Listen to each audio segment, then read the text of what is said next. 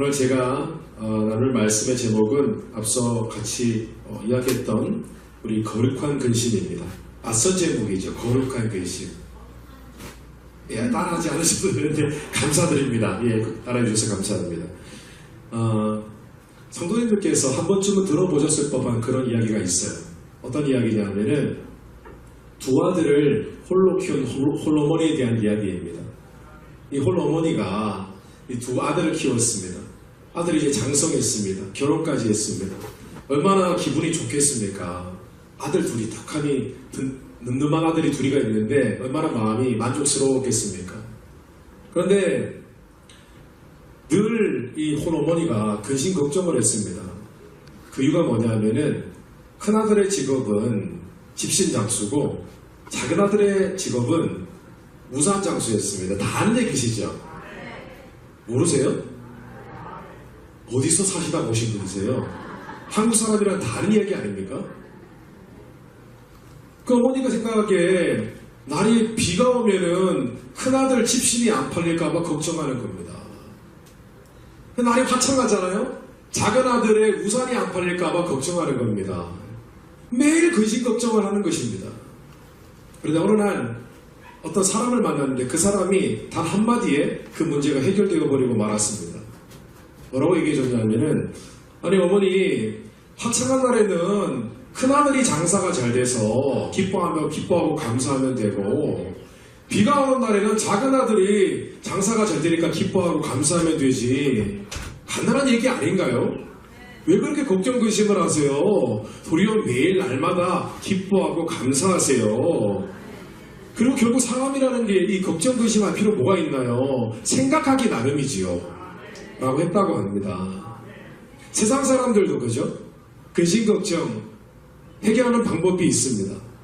좋게 생각하면 됩니다. 그런데 하나님을 믿는 자들에게는 모든 것이 뭐라고요? 합력하여 선을 이룬다고 했지 않습니까? 그럼 근심 걱정할 일이 뭐가 있겠습니까? 성도 여러분, 세상에는 사실 걱정 근심할 일들이 많이 있습니다. 따지고 보면 많습니다. 그러나 하나님께서는 그것을 걱정하거나 근심하지 말라고 단호하게 말씀하십니다. 그렇게 할 필요가 없다고 말씀하십니다. 왜냐하면 하나님이 지금도 살아 역사하고 계시기 때문입니다. 믿으십니까? 실제로 요한복음 10장 1절 말씀에 예수님께서 이제는 나는 죽어서 떠난다, 핍박받고 떠난다고 말씀하실 때 제자들이 근심 걱정했습니다. 이제 예수님 떠나면 우리가 뭐하고 사나? 어떻게 예수님이 우리에게 주신 명령을 지키고 이 땅에 복음을 전하며 사냐? 걱정을 했었습니다. 그때 예수님께서 뭐라고 말씀하셨습니까? 걱정하고 근심하지 말라고 하셨습니다. 너희는 하나님을 믿으니 또 나를 믿으라고 하셨습니다.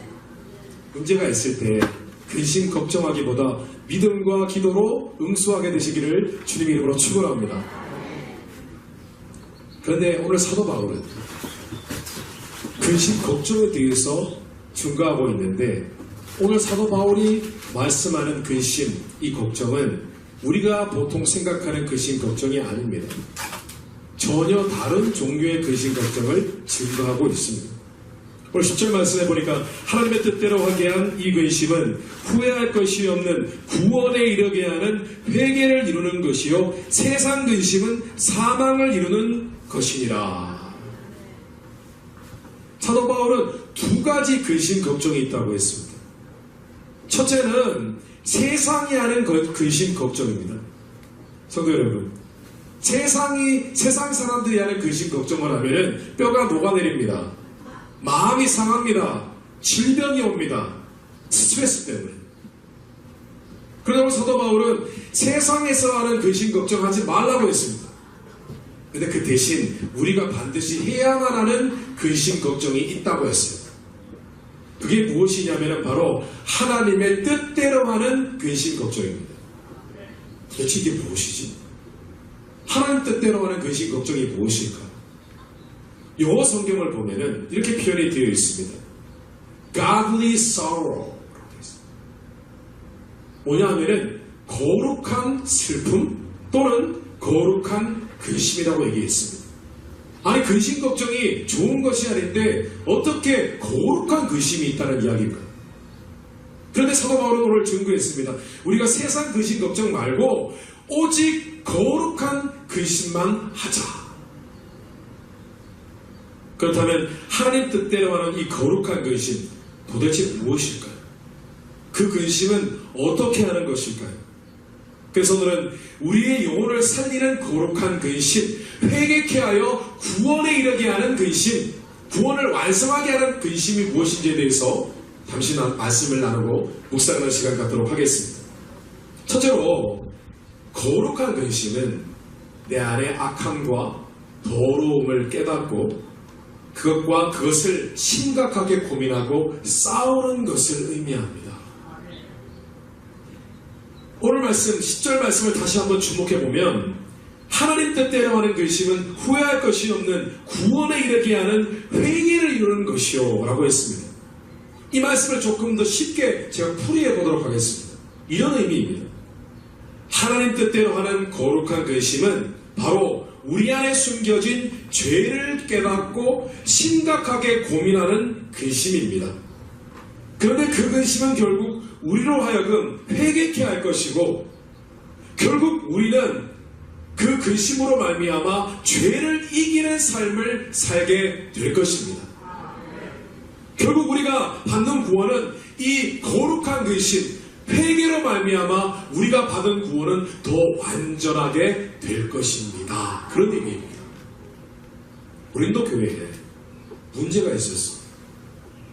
아시다시피 고린도 교회에 영적인 문제가 있었는데 주로 세 가지 문제가 있었습니다. 첫째는 그들이 성령의 은사를 오해했습니다. 은사에 대한 잘못된 생각을 갖고 있었습니다. 그게 첫 번째 문제였습니다. 둘째는 교회에 성적인 타락이 있었습니다. 세 번째는 교회가 분열되려고 했었습니다. 성도 여러분, 교회가 조금이라도 분열되는 징조가 보이면 그것은 사단의 역사입니다. 그 이유가 어떻게 됐든 상관이 없습니다. 내가 옳고 내가 더 의롭고 그런 것이 중요하지 않습니다. 교회에는 내가 더 옳고 의로워도 교회에 분열의 조짐이 있으면 그것은 무조건 사단의 역사입니다. 왜냐하면 성경은 성령이 하나 되게 하신 것을 힘써 지키라고 했기 때문입니다. 근데 교회에 분열이 있었습니다. 문제가 있었습니다. 그런데 고린도 교회의 정말 큰 문제는 그 세 가지 문제가 아니었습니다. 고린도 교회가 안고 있던 정말 큰 문제는 그 세 가지 문제가 문제인지 모르는 것이 문제였습니다. 때로는 우리가 우리 안에 죄가 있는데 죄가 있는지 없는지 모르는 것이 진짜 문제예요. 그래서 이 고린도 교회의 어려운 소식을 들었던 사도 바울, 고린도 교회를 개척했지 않았습니까? 그 소식을 듣고 마음에 근심이 왔습니다. 너무 슬펐습니다. 너무 안타까웠습니다. 그래서 고린도 교회에 편지를 보냈습니다. 그 편지가 바로 고린도 전서 말씀입니다. 편지를 보냈는데 고린도 교회에 아무런 반응이 없었습니다. 아무런 변화가 없었습니다. 그래서 너무 답답한 나머지 사도 바울이 직접 고린도 교회로 가방을 메고 방문을 합니다. 찾아갔는데 고린도 교회를 개척해친 개척 목사님이 오셔서 고린도 교회의 권면의 말씀을 전해주는데 배은망덕하게 자신의 교회를 개척해준 목사님의 말씀을 듣지 않았습니다. 오히려 사도 바울 당신이 정말 사도 맞습니까? 반발했습니다. 눈물을 먹고 다시 돌아갔습니다. 사도 바울이 다시 기도를 했습니다. 간절히 기도하다가 정말 간절한 마음, 고린도 교회를 사랑하는 마음으로 다시 편지를 썼습니다. 그런데 그 편지가 오늘날은 남아있지 않습니다. 그 편지를 보냈는데 그 편지를 후대의 사람들은 눈물의 편지 혹은 혹독한 편지라고 부릅니다. 왜냐하면 사도 바울이 눈물로 쓴 편지이고 또한 자신이 쓴 서신서 중에서 가장 책망하는, 직설적으로 책망하는, 강하게 책망하는 언어로 쓰여진 편지였기 때문입니다. 그리고 그 위에 쓴 편지가 고린도 후서 편지, 후서 말씀입니다. 그런데 놀라운 일이 일어났어요.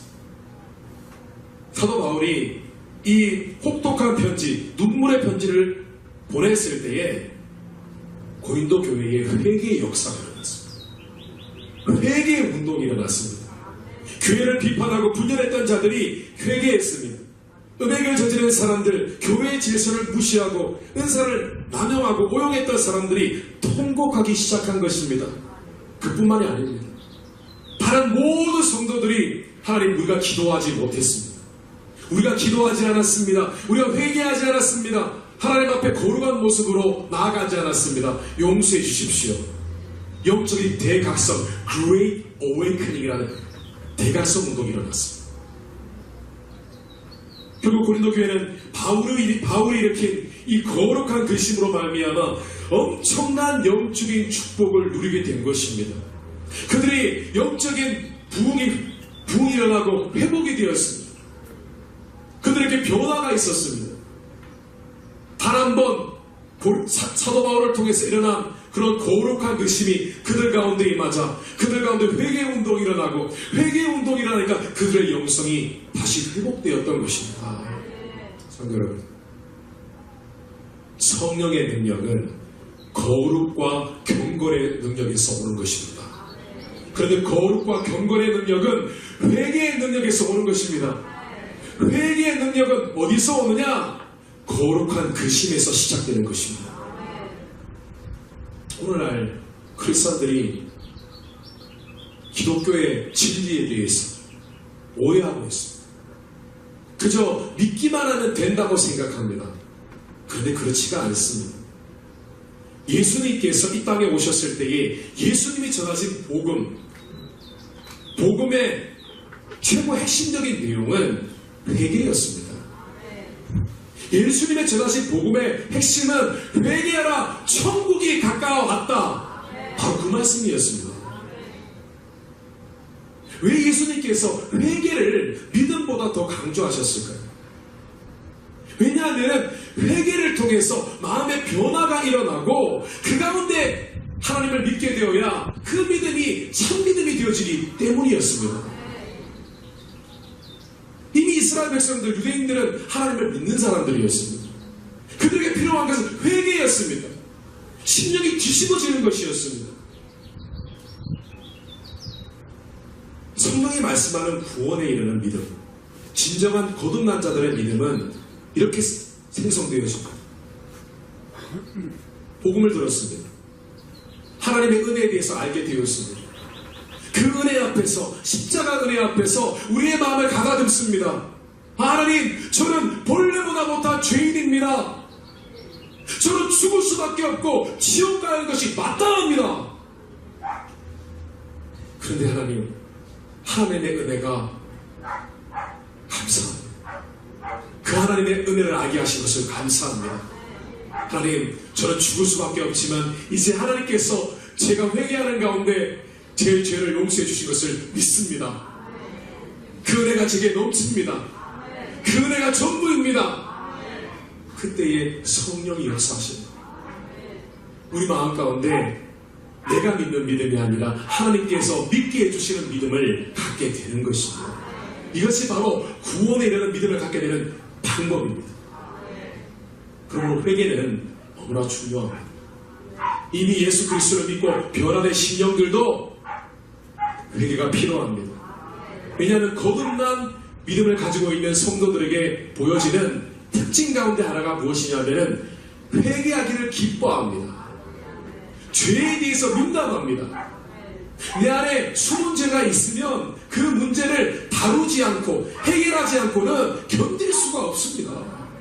작은 죄가 있어도 이 죄를 갖고 내가 어떻게 하나님 앞에 나올 수 있는가 고민하게 되어집니다.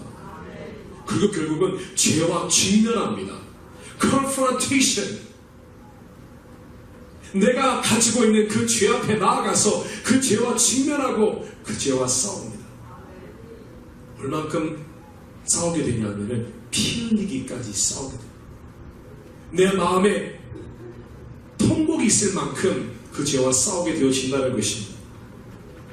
강해 설교의 대가 마틴 로이드 존스 목사님은 자신의 책 회개라는 책에서 이런 고백을 했습니다. 한번 들어보십시오. 제 주장은 이렇습니다. 회개와 구원이 일어날 때마다 거기에는 언제나 몇 가지 특징이 나타나는데, 만일 여러분이 삶과 체험을 통해 그러한 특징을 발견하지 못한다면 그리스도인이라는 이름표를 떼어버리는 것이 나을 것입니다. 먼저 회개하는 사람은 자신을 직시하고 살핍니다. 하던 일을 중단하고 자신을 살피지 않는 사람은 그리스도인이 될 수 없습니다. 세상은 온갖 수단을 동원해 자신을 살피지 못하게 방해합니다. 진정한 그리스도인이라면 이미 자신의 죄과 죄악, 죄성을 목도했으며 그러한 행위가 어떤 의미를 지니는지 깨달았습니다. 자신이 하나님께 범죄했으며 자신의 본성이 부패할 대로 부패했음을 깨닫습니다. 저는 그러한 깨달음을 죄인의 각성이라고 이름 붙이겠습니다. 두 번째 거듭난 자의 특징은 자신의 상태와 처지를 살핀 후 심각한 근심과 절망에 빠지는 것입니다. 제가 말씀드리고 싶은 것은 그러한 절망에 빠져 회개를 하지 않는 사람입니다. 백성들을 위해서 기도하고 그들을 말씀으로 다스리라는 직분을 받았는데 그 직분자가 자신이 해야 되는 일을 등한시할 때 죄가 될 수 있었던 것입니다. 사무엘은 그렇게 죄에 대해서 민감했던 것입니다. 성도 여러분, 세상 사람들에게는 죄가 아닐 수 있는 것이 예수 믿는 사람에게는 죄일 수 있습니다. 자신이 직분을 받았는데 그 직분을 성실히 감당하지 못하는 것도 죄입니다. 권사님 직분, 장로님 직분, 목사님 직분, 전도사님 직분, 집사님 직분, 쉬운 직분이 아닙니다. 그 직분에 합당한 삶을 살 때에 하나님께 거룩한 삶을 사는 것이요, 그 직분을 감당하지 못할 때는 죄가 될 수도 있는 것입니다. 그만큼 우리가 죄에 대해서 민감하고 거룩한 근심을 해야 한다는 것입니다. 하나님의 자녀로서 마땅히 행해야 할 일을 행하지 못하는 것도 죄입니다. 잠시 믿음의 형제자매를 불편하게 느끼는 마음도 죄입니다. 시기 질투하는 것, 그냥 내가 원래 마음이 좁아서 그냥 그렇게 사시겠습니까? 시기 질투하는 것도 죄입니다. 우리는 영적인 권위자를 폄하하는 것도 죄인 줄 알아야 합니다. 우리는 그런 마음과 태도를 조금도 방관하지 말아야 합니다. 근심해야 합니다. 회개해야 합니다. 그리고 더 이상 그런 죄를 마음속에 담지 않도록 그 죄와 싸워야 합니다. 오늘 많은 크리스찬들이 죄와 싸우려 들지 않습니다. 고민하지 않습니다. 그냥 방관합니다. 그런데 그 은밀한 죄들, 아주 작게 느껴지고 우리가 방관하고 무시했던 그 작은 죄들, 그 죄들이 쌓여있기 때문에 하나님께서 우리에게 예비하신 축복의 통로가 막혀있는 것입니다. 성도님들, 혹시 우리 가운데 계속해서 기도하고 예배에 참석하고 있지만 과거에 내가 받았던 뜨거운 은혜, 그 뜨거운 신령, 불타오르는 신령 잃어버리셨습니까? 왜 잃어버린 줄 아십니까? 왜 회복이 안 되는 줄 아십니까? 뭔가 내가 무시했던 그 작은 죄의 조각들이 내 안에 가득 쌓여 있기 때문에 성령께서 우리 안에 온전히 기름을 부어주지 못하는 것입니다. 이사야서 59장 2절 말씀에 너희 죄악이 너희와 너희 하나님 사이를 갈라놓았고 너희 죄가 그의 얼굴을 가리워서 너희에게서 듣지 못하시게 함이라.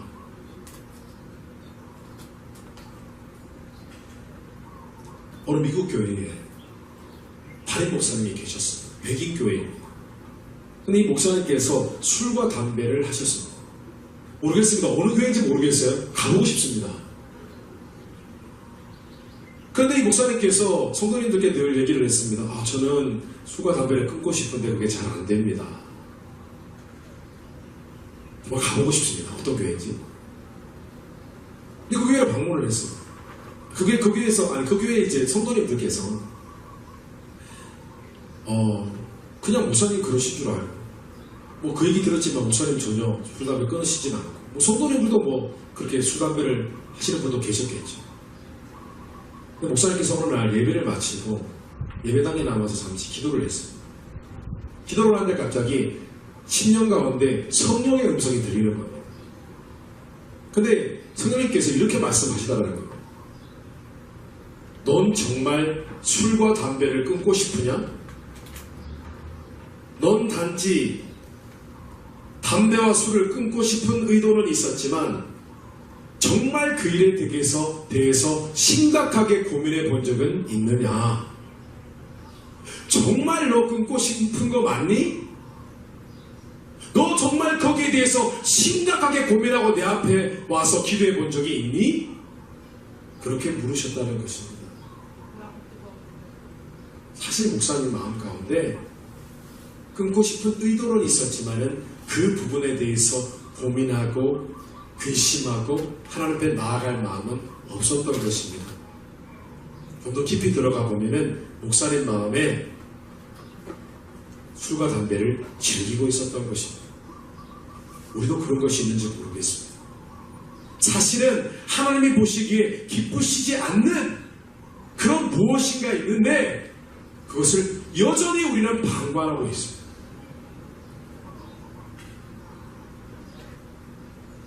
우리 안에 여전히 누군가를 용서하지 못했는데 끝까지 용서하지 못하는 마음을 계속 갖고 있는 건 죄입니다. 내 마음에 눈꽃만큼이라도 불편하게 느껴지는 사람이 있다면 죄입니다. 오늘 시간 회개하게 되시기를 주님 이름으로 축원합니다. 회개하는 순간 믿음으로 회개하면 이미 그 악한 마음으로부터 자유하게 되는 줄 믿습니다. 그 자유하게 된 10년 가운데 성령의 능력이 부어주실 줄 믿습니다. 히브리서 기자 죄에 대해서 민감하지도 않고 죄에 대해서 고민하지도 않고 죄에 대해서 몸부림치지도 않는 성도들을 향하여 이렇게 고백했습니다. 너희가 죄와 싸우되 아직 피 흘리기까지는 대항하지 아니하고 왜 너희가 죄 때문에 죄인 되었다가 하나님께 구원을 받았는데 죄에 대해 민감하지 않으며 죄 때문에 피 흘리기까지 싸우지 않느냐고 그렇게 절규했습니다. 성도 여러분, 거룩한 근심 무엇입니까? 내 안에 있는 은밀한 죄에 대해서 민감하게 느끼고 고민하고 회개하실 때에 우리의 10년과 우리의 삶 가운데 하나님의 능력과 축복이 700, 100배로 부어지게 되실 줄 믿습니다. 둘째로 거룩한 근심은 하나님을 향한 내 안의 배고픔과 갈증을 깨닫는 것입니다. 어떤 걱정 근심하냐면 내가 내 육신의 배를 채우는 걱정 근심이 아니라 하나님을 향한 배고픔, 하나님을 향한 갈증을 느끼고 고민하는 것이 거룩한 근심입니다. 한번 따라해 보겠습니다. 하나님 고파요. 다시 한번 따라하겠습니다. 하나님 고파요. 하나님이 배고파야 합니다. 하나님 고파야 해요. 예수 믿는 사람은 음료수에 배고픈 것이 아니라 하나님 고파야 합니다. 오늘도 내 안에 하나님이 조금 약하게 느껴져, 성령의 임재가 약하게 느껴져 고민해야 됩니다. 근심해야 합니다. 오늘 내가 무슨 일이 있었지? 내가 지금 하나님을 의식하는 마음이 사라졌나? 내가 혹시 내가 모르는 죄를 지었나? 그래서 내 안에 있는 하나님의 임재, 성령의 임재가 약해졌나? 그 근심을 하는 것입니다. 오늘 고린도 교회의 성도들이 또 다른 근심을 했습니다. 사도 바울의 권면을 통해서 그들이 자신의 죄를 깨닫고 근심 걱정했는데 그러다가 보니 그들 안에 죄가 있음으로 말미암아 그들 안에 있었던 하나님을 향한 배고픔, 목마름을 잊어버렸던 거예요. 그런데 회개운동이 일어나면서 하나님을 향한 열심, 목마름, 갈증들이 깨달아지기 시작한 것입니다. 그래서 하나님께 다시 열심을 내기 시작했어요. 하나님을 찾기 시작했어요. 오늘 11절 말씀에 보라 하나님의 뜻대로 하게 된 이 근심이 너희로 얼마나 간절하게 하며 얼마나 변증하게 하며 얼마나 두렵게 하며 얼마나 사모하게 하며 얼마나 열심 있게 하며. 고린도 교회 성도님들은 지금까지 우리가 뭘 하고 있었지? 그렇게 죄악에 찌들어 있었을 때에 하나님 향해서 배고픔이 있었고 목마름이 있었는데 그것조차 우리가 깨닫지 못하고 있었네? 물었습니다. 우리가 지금까지 뭘 하고 있었지? 지금까지 신앙생활 제대로 한 거 맞아? 고민했습니다. 그리고 다시 하나님께 돌아갔습니다. 하나님을 갈망했습니다. 하나님을 사모했습니다. 성도 여러분, 믿는 자에게는 spiritual appetite, 영적인 식욕이라는 것이 있습니다. 우리가 느끼는 육신의 배고픔이 아니라 영적인 배고픔과 목마름입니다. 주님 고파하고 주님 목말라는 마음. 그런데 문제는 주님 배고파하고 목말라는 것. 세상의 음식은 배고프고 목말라 하다가 죽습니다. 일주일 굶어 보십시오. 물도 일주일 마시지 않으면 사람은 죽을 수 있습니다. 그래서 참 이상하게도 영적인 배고픔과 목마름은 육신을 죽이지는 못합니다. 그래서 우리는 영적인 배고픔과 목마름을 그대로 방치합니다. 내버려 둡니다. 그러다가 보면 나중에 내가 배고픈지 목마른지도 모릅니다. 그래서 우리 백향목교회는 늘 배고픔과 목마름이 채워지는 교회인 줄 믿습니다. 성령으로 충만한 교회인 줄 믿습니다. 느꼈어요. 사모하는 마음, 갈증, 하나님을 향한 갈망 충만하셔서 제가 감동받았습니다. 그 영적인 배고픔과 목마름을 끝까지 예민하게 느끼고 민감하게 반응하셔서 늘 채우고 먹고 배부르게 되시기를 주님 이름으로 축원합니다. 근데 정말 성경 말씀에는 하나님의 은혜는 그 은혜를 배고파하고 목말라 하는 자의 것이라고 했어요. 배고프고 목마름 없이 예배당에 나오는 자 아무도 은혜 받지 못합니다. 배고파야, 목말라야 합니다. 이 강단에 나오기 전에 배고프고 목마르다 라고 고백하고 저 예배당 문을 들어오시기 바랍니다. 계시록 21장 6절 말씀에 또 내게 말씀하시되 나는 알파와 오메가요 처음과 나중이라 내가 생명수 샘물로 목마른 자에게 값없이 주리니.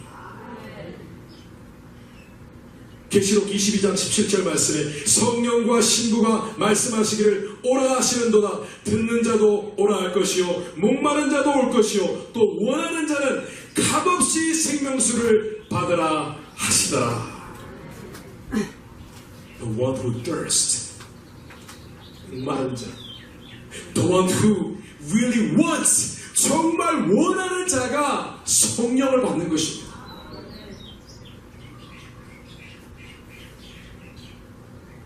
제가 좋아하는 목사님 가운데 백인 목사님 토미 테니 목사님이라는 분이 있습니다. 근데 이 목사님께서 자신의 책 하나님을 갈망합니다 라는 책에서 이런 고백을 했습니다. 내가 아는 하나님을 막을 수 있는 것은 하나뿐이다.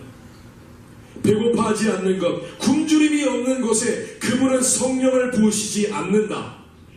그분은 갈급한 자들을 찾으신다. 갈급함이란 기존 상태에 만족하지 않는다는 것이다.